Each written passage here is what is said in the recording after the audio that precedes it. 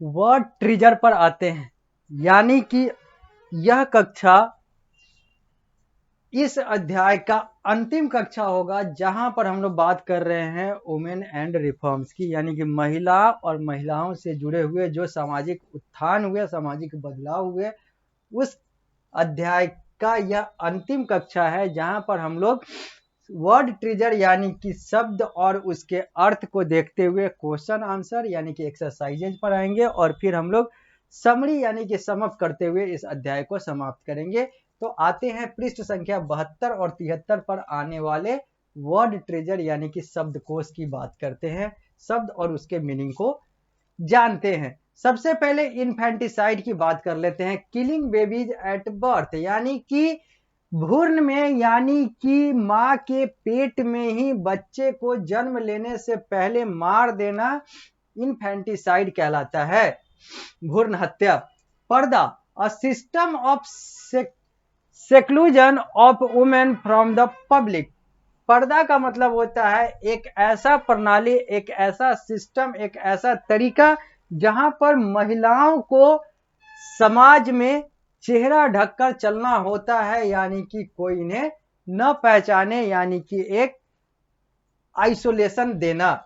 Emancipation का मतलब होता है to free people from unjust social restriction, यानी कि जो अनैतिक या फिर कह लें कि अवैध या फिर पक्षपात वाला जो सामाजिक बंदिश है उससे लोगों को फ्री करना इमेंसिपेशन कहलाता है। जबकि ह्यूमनिज्म का मतलब होता है अ philosophy that promote human interest. Humanism का मतलब होता है, मानवतावाद का मतलब होता है जहां पर मानव हित की बात की जाए। लेजिस्लेशन, विधान का मतलब होता है लॉ पास्ड बाय पार्लियामेंट, विधानसभा या संसद के द्वारा जो कानून पारित होता है उसे विधान कहते हैं, लेजिस्लेशन कहते हैं। ऑर्थोडॉक्स का मतलब होता है those who believe in stale old tradition और कस्टम। ऑर्थोडॉक्स का मतलब रूढ़िवादी, रूढ़िवादी का मतलब है जो पहले से चला आ रहा है उसी को मानना, चाहे वो सही हो या गलत हो। अब बात करेंगे हम लोग एक्सरसाइजेज की, यानी कि शिक्षक के तौर पर मुझे जो आप लोगों को पढ़ाना था वो मैंने अब पढ़ा दिया। अब विद्यार्थी के तौर पर आप लोगों की जांच होगी अलग अलग प्रश्नों से कि आप लोगों ने इस अध्याय को कितना समझा और नहीं समझा। सबसे पहले आपको answer the following question by choosing the most appropriate alternative from those given below, यानी कि मल्टीपल चॉइस क्वेश्चन है। यहां पर आप लोगों से 1 2 3 4 5 6 7 प्रश्न पूछे गए हुए हैं। सातों प्रश्न के 4 विकल्प हैं, आपको सही विकल्प का चुनाव करना है। दूसरा जो है वो right short answer for the following question, यहाँ पे 5 प्रश्न दिए गए हुए हैं, सबके उत्तर 1 से 2 वाक्य में देना है। जबकि पृष्ठ संख्या 74 पर आते हैं तो answer the following question in detail, यानी कि तीसरा प्रकार का क्वेश्चन है जहां पर 5 प्रश्न करने हैं और पांचों के उत्तर आपको 6 से 7 वाक्य में देने हैं। हॉट्स में 2 प्रश्न आ रहे हैं जहां पर एक प्रश्न है according to you what are the social evil that women today are still facing. आपके अनुसार वो कौन कौन सी सामाजिक बुराइयां हैं, कुरीतियां हैं जो आज की महिलाओं को भी फेस करना पड़ रहा है, शोषण हो रहा है आज भी उन लोगों का।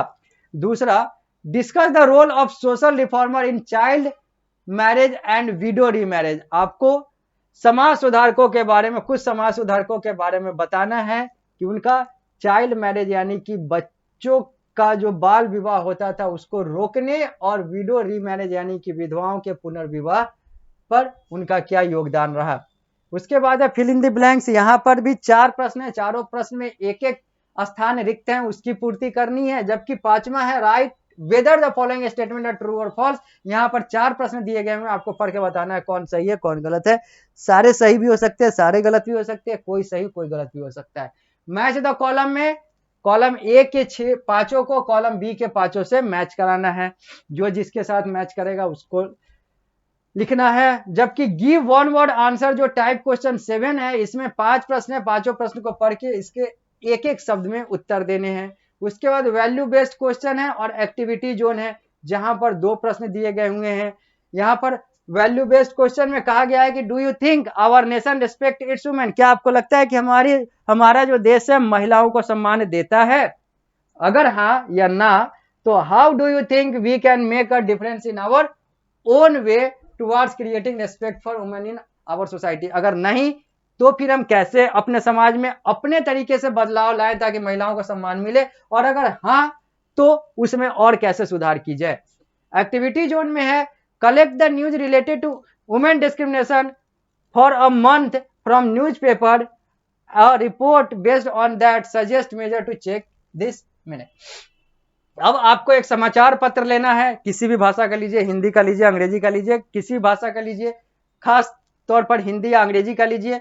उस एक महीने के यानी कि पिछले एक महीने के समाचार पत्र से आपको वो सारे न्यूज को काटना है जो महिलाओं के डिस्क्रिमिनेशन यानी कि महिलाओं के साथ हो रहे भेदभावपूर्ण व्यवहार के बारे में हो, और फिर आपको उसके बारे में बताना है कि कैसे इनको सही किया जा सकता है, कैसे इन सारे चीजों से महिलाओं को छुटकारा दिलाया जा सकता है। इन सारी चीजों की बात आपको अपने इस रिपोर्ट में करनी है। उसके बाद हम लोग पृष्ठ संख्या 74 से 75 पर आते हैं, तो हम लोग को दिखता है एक नया सा अध्याय, अध्याय संख्या 8, चैलेंजिंग द कास्ट सिस्टम। यानी कि जब हम लोग अगली कक्षा में आएंगे तो हम लोग कास्ट सिस्टम को चैलेंज करेंगे या फिर देखेंगे कि वो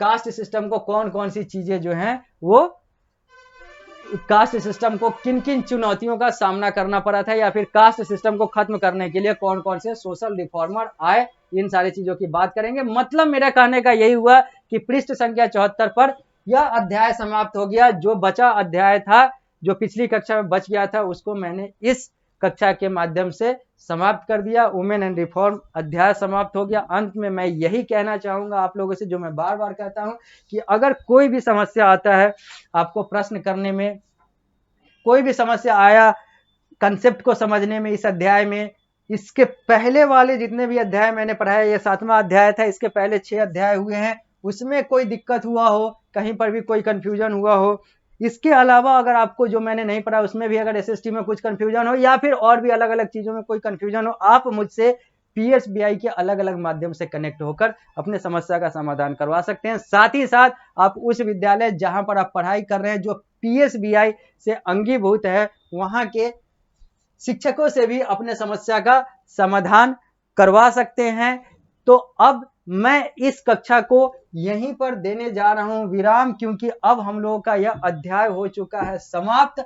अब हम लोग मिलते हैं अगली कक्षा में एक नए अध्याय, अध्याय संख्या 8 के साथ।